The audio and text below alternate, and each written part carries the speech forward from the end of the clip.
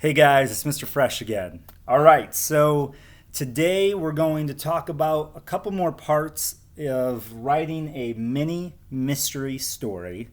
Um, Remember, Monday the focus was thinking about a good main character, a good lead person who's going to kind of be your sleuth, your crime solver, your mystery solver.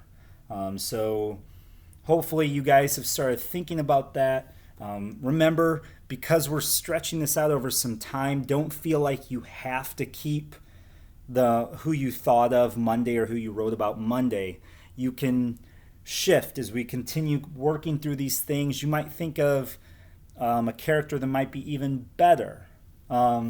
Today I'm going to make available the Google Slides if you want to start writing your mystery story. Today we're going to focus on number 2 and 3 of our mini mystery writing parts, because I think number 3 is a good one to start considering as we go into actually starting to write. So remember, there's six parts, and so our first part was to start with your main character. Remember, we want our main character to be a realistic person. It could be based off of yourself. It could be someone completely made up, created by you. You could make up a make-believe name. But then you want there to be something about your main character that helps them solve crimes. So maybe they're really, really smart. Or maybe they have a photographic memory like Cam Jansen. Maybe they're really good at solving clues, being able to take ideas and come up with like a big idea about what happened or what's going on. You get to kind of decide that.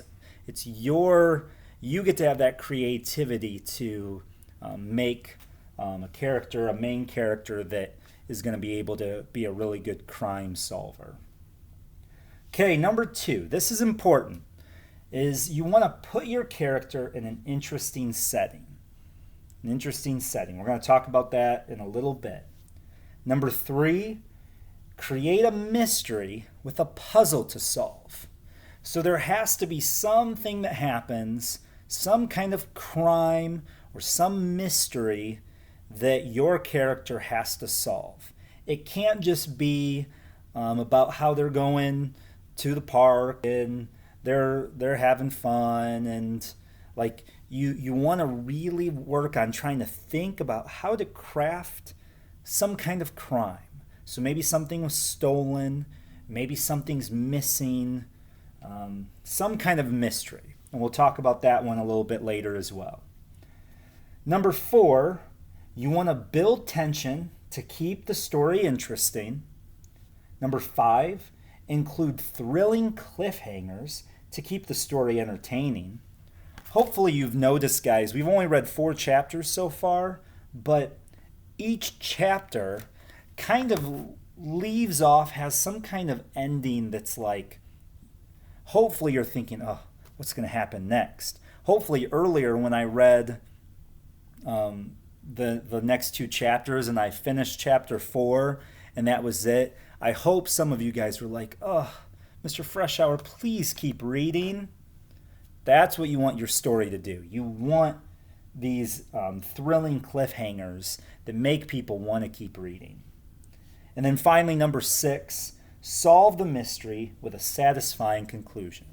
So that's the part where your main character is going to figure out the mystery, solve the crime, and they're gonna do it in a way that has a satisfying conclusion. So maybe the bad guy gets caught and he's taken to jail. Or maybe they find out who was stealing stuff and the thief is really sorry for what they did, and everyone, like, they make up with each other and everyone's okay again. However you just want to make sure that it's a satisfying ending, a solution to your crime. Okay, so again, we're going to focus on number 2 and 3 today. So Remember on Monday, we talked about your main character, different things that you should think about as you're describing your main character. Now we're going to focus on number two. Number two, put your character in an interesting setting. So put your character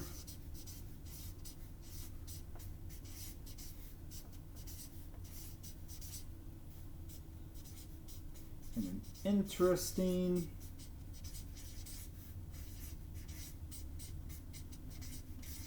setting. All right, so we've talked a lot about setting throughout the whole year of fourth grade. And a setting is a place. It's where things happen in the story.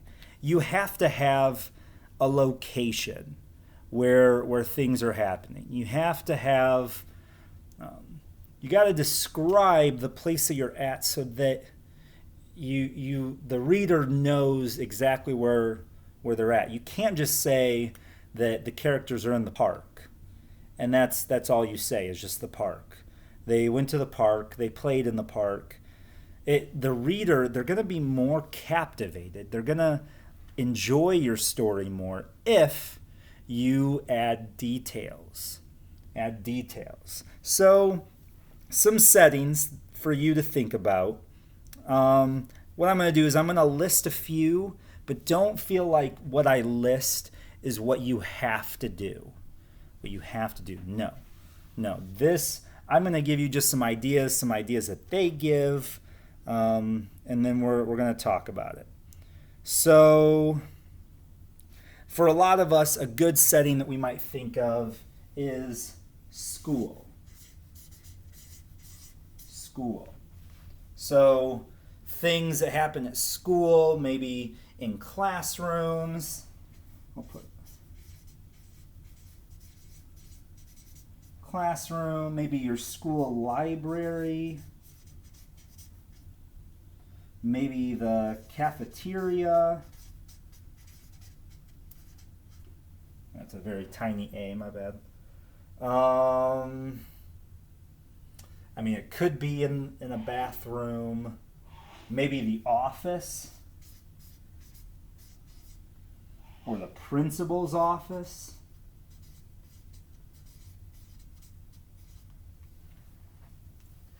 Oh, or maybe like outside, so playground or recess.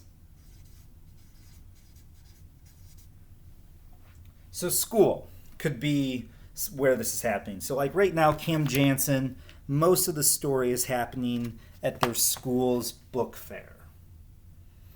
Okay, so school could be one. Maybe you want it to be at home. So home. Maybe in a bedroom.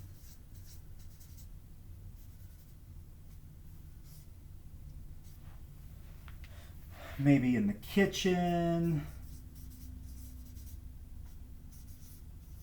Backyard, etc.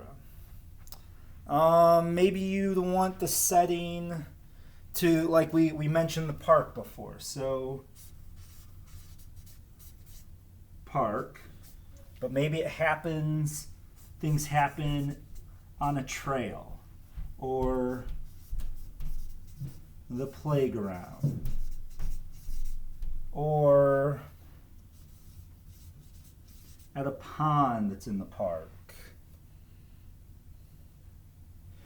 So whatever you choose, and again, this is just a few that you could think of, but you might have things that are even more interesting.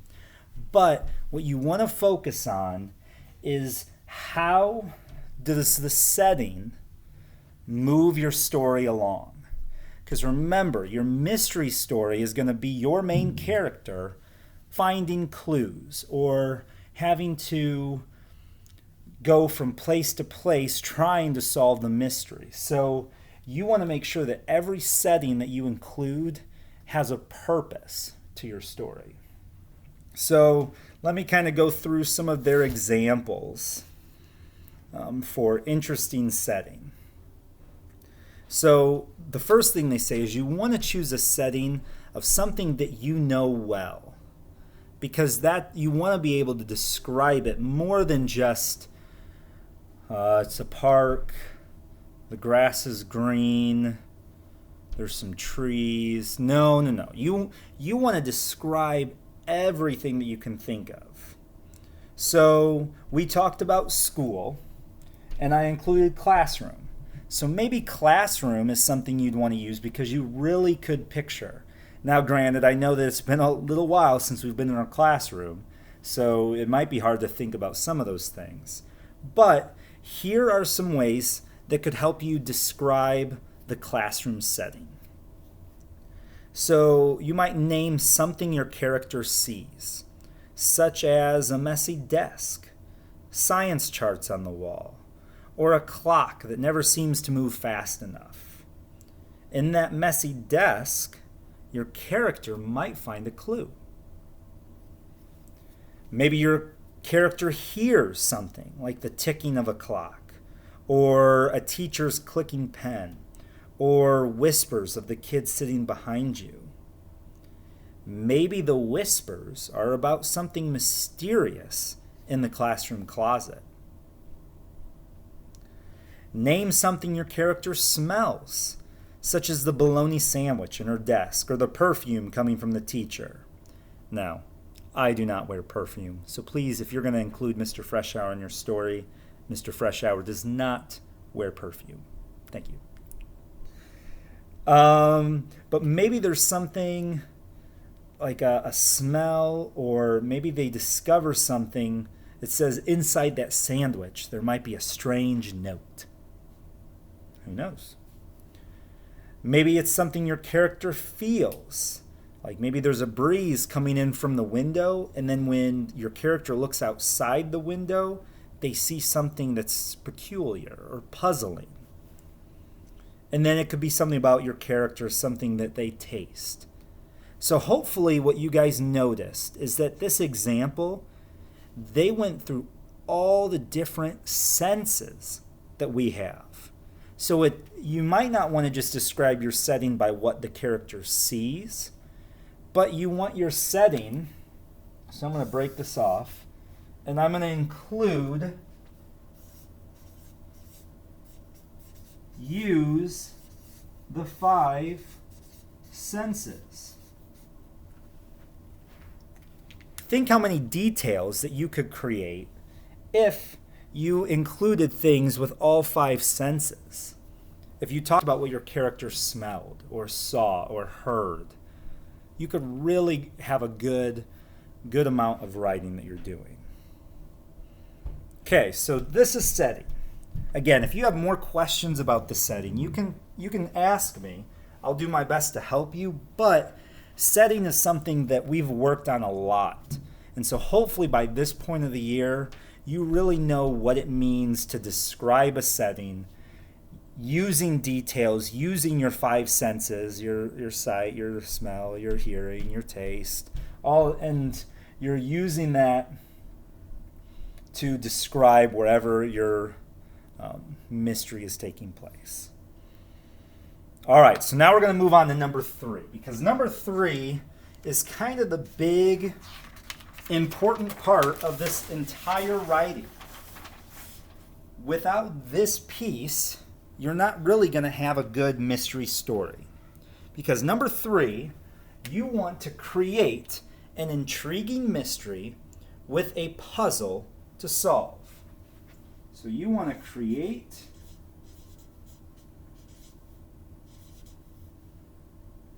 let me just say, you want to create a mystery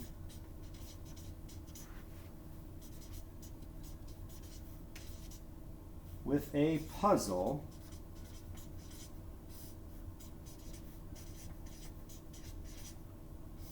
to solve. So for this to be a good mystery writing, it has to have some kind of puzzle. So your character needs something mysterious to happen so he or she can solve the puzzle. If there's no mystery, if there's no crime, then your story's just going to be talking about stuff that your characters are doing. But we want this to be a mini mystery. So there needs to be something that happens and a puzzle that has to be solved. So for example, the note in the bologna sandwich might be a clue about the missing lunch boxes in the classroom closet. Or the whispers behind you might be talking about the strange thing outside the window. What I'm going to do now is I'm going to kind of make a list of possible mysteries that could be happening. So what I'm going to do is I'm going to list these. Now, this is the important part because except for coming up with your main character, you haven't started writing a story yet. So I have 1, 2, 3, 4, 5, 6, 7. I'm going to list 7 possible mysteries to solve. Out of these 7 mysteries, if you would like to, you can choose one of these to be your mystery. If you really like one of them and you're like, yeah, I want this to be what my story's about, use it. If you have something else in mind and you really want to do your own thing, feel free to do your own thing too. I'm going to list these 7 just so for those of you that are like, I have no idea what's going on. Mr. Freshour, I don't get how I'm supposed to write a mystery. I'm going to at least give you some ideas of where to start. Okay. So, one possible mystery is something is being stolen or something has been stolen from the classroom. So I'm going to abbreviate this to something has been stolen. So this is a really good one because it's like if you want to have your classroom be the setting, it could be something has been stolen from the classroom. But if you want to just have it be from anywhere, a good mystery can always start with something being stolen and your main character has to solve that mystery. Okay, so this one's a little different but similar to the first one, is that something is missing from your desk. So something has been personally stolen from you. So something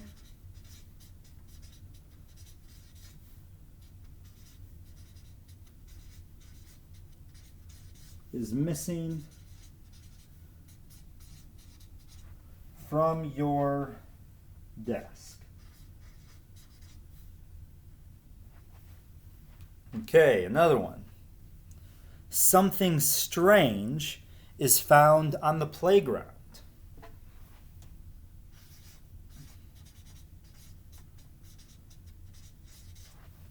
Something strange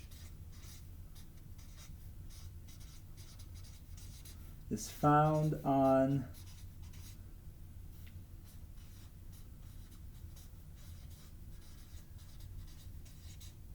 the playground.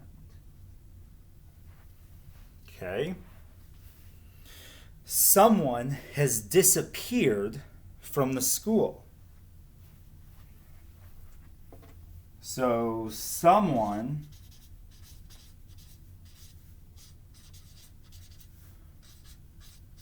from school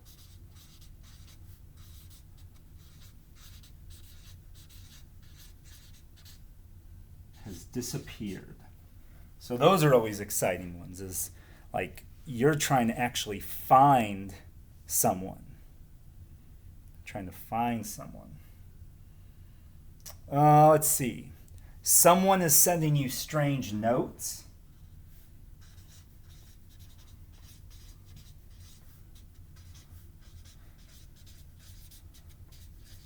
Someone is sending you strange notes. Oh, this one's a good one. I like this.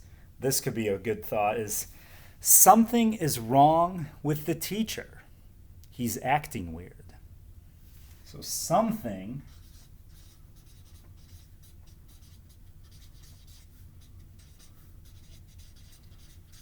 is wrong with the teacher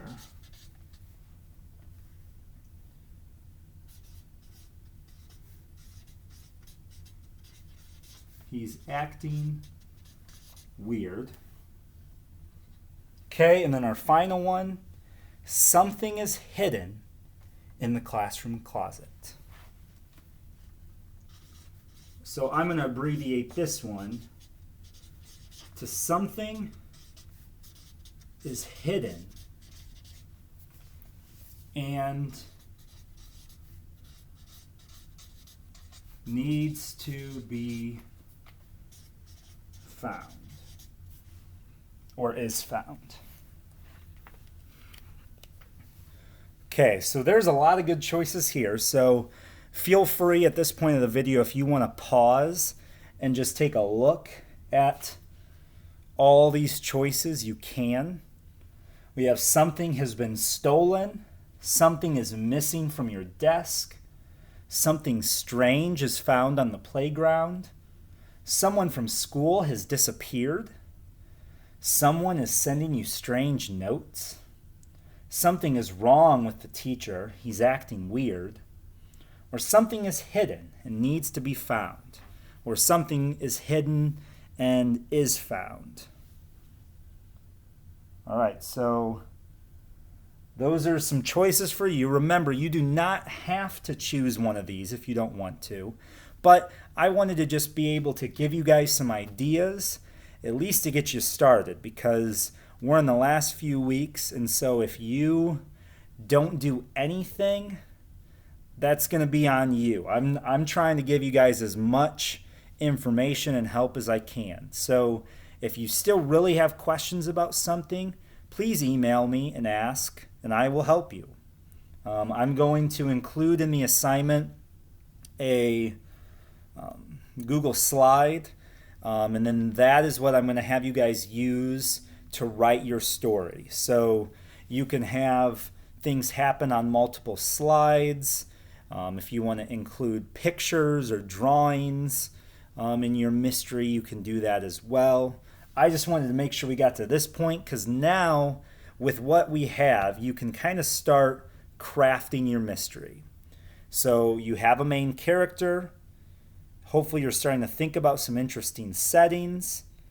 And now these are some ideas, or maybe you already have ideas of a mystery with a puzzle or puzzles that your main character now has to solve the mystery. We're going to talk about the other three in the next coming days. So get working on this. At the Google Meet today, please make sure to, if you've been thinking about some ideas, I would love to hear what you're thinking. I might ask some of you guys, have you been thinking about this yet? So just get thinking about it. Do your best. Keep working on it. If you have questions, ask me. But I'm excited about this, guys. I love mysteries and I love mystery writing, so I hope you guys are having fun with this. All right. I'll see you later, guys. Bye.